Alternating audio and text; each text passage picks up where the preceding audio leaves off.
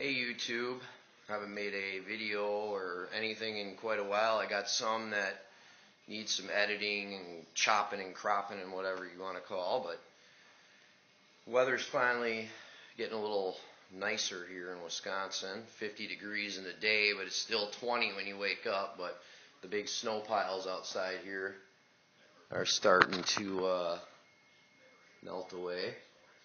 So it's time to get the bike up and going. So that's the focus of this video. Is it didn't start recording when I first started getting this rear wheel back off. I had it off last fall because I had to replace the wheel bearings in here. So, and those were a real treat to get out, but yeah.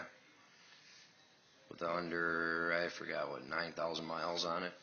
But anyways, I went with a Pirelli Night Dragon tire for the back. So I got her mounted on the rim, which wasn't too bad. It took about 40 psi to seat the beads. But if you look at the tire, there ain't much beads area here. What? Because that's how they all are. It's a 255R17 is the size. I got about 9, well, let's check.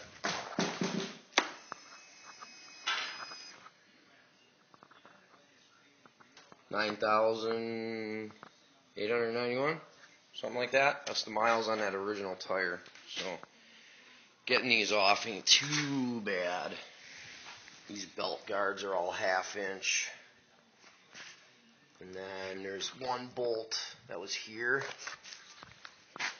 When this kind of stuff's in here, there's a bolt right here. You don't have to take this one out all the way, just loosen it. And then that's slotted, and you lift up and kick that right out of there. And the big old axle nut, that's a 36 mil. If you got these chrome caps, take them off, because every little bit helps when you go to slide all the spacers out of there. And then I got these axle caps, which I'm going to get new Allens for these because they're all, yeah, no need to say any more on them. They're all stripped out. But this is the other pile. The biggest pain, I would say, pulling this back tire off is this caliper bracket. This guy slides into, there's a bracket on the frame there. This slides in here into here. There's a little rubber anti-deal on there to stop it from probably clanking. But you gotta slide this back, get it off of this while you're dancing around with the tire. So I'd say that's the hardest part. It'll be fun putting it back on. And then just keep all your spacers in order or whatever. So I had this off last time, so pretty straightforward. And the caliper bolts, these slide bolts here, I believe were a Torx 40, T40 for the size. And then, yeah, brake pads, boy, I bought these from just through Napa, and boy, I ate them up like candy. So pretty much you get what you pay for on the brake pads. I won't be using them again. I also ordered the Pirelli for the front tire here, which I'm going to mount back on. There was another video I did where I was swapping the Night Train front tire. I just had that other rim I picked up cheap, so I'm going to mount this tire back on the original rim. So I got the chrome hub again back on there again, but I got to pick up a MH90-21 inner tube, put a new one in there. For balancing purposes, from the internet research I've done, these tires balance pretty much with no weight added. So I'm going to get it all on there and take her for a spin. I bought a little baggie of these stainless beads. Went with the stainless, a 2-ounce bag. So if I got some vibrations, you can add them through the valve stem and go from there. So that's my plan. We'll see if that works or not. So I got the wheel all back on. It's the next day. I started doing the wheel alignment on there yesterday and got late. So I was belt was loose before I started changing this back tire. So I kind of counted the threads on the adjuster here. There's about 3 threads hanging out there, so I had at least a reference to get started putting it in the right position. But what I ended up doing was, to make a tool, I took a coat hanger and I bent it as straight as I can get it, so it's pretty straight. And then I took a micrometer and I mic'd the swing arm cap. This cap's on and it's centered. The one on the other side's on and it's centered. And I could take these caps off, but this side with the exhaust, this cap is a real pain getting the Allen screw. So, like I said, I mic'd this, and then I found this homemade brass hammer, just so happened to be the same OD there as I needed.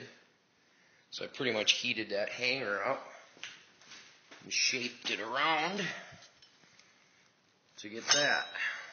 Pretty much clip it over that cap. Then I came back here. You could use an O-ring or a piece of vacuum line, probably slide it over there to mark your center. But you can see this dot right by my fingernail is the center of this hole. And this yellow dot further back is what I had on the other side. So I'm going to loosen the axle, and then I'm going to tighten this, which I counted these threads. There's more than 3 threads hanging out here. So I'll loosen the axle. I'll tighten this to shove this side back. And then I'll make sure the belt is still within. And this is a 2008 Softail night train. And I looked up the spec in the book, and the belt tension should be, I think it was 9/16 to 5/8 of an inch. So check it out on the top and the bottom. Now I'll loosen this and start tweaking that around, but I thought I'd show you that little tool I made for that. And yeah, I will do this and see how it turns out. I forgot to throw in there, with that little yellow mark I made on the hanger measuring stick, they want the left and right side to be within 1/32 of an inch from side to side. So, and then get this bad boy is 95 to 105 foot-pounds. So I got that cranked down, and you can hear the exhaust crinkling away. Had it fired up and follow the belt. Everything's looking good. Alright. Got her pretty much where I got this little yellow mark, final mark, center of the hole. And you can see, because of the way I bent this, obviously I'm not going to go to the other side and, put it on, whatever, upside down, if that makes a difference or not.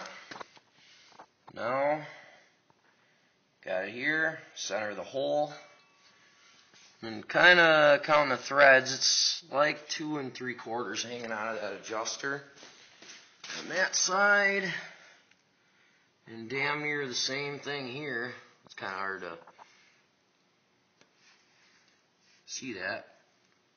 Should get a light. And then the belt, as I was saying before, 9/16 to 5/8 on this one.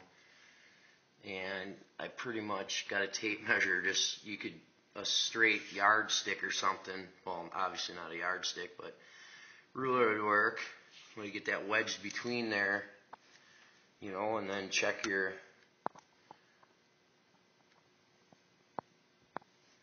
So that's kind of hard to keep everything straight here.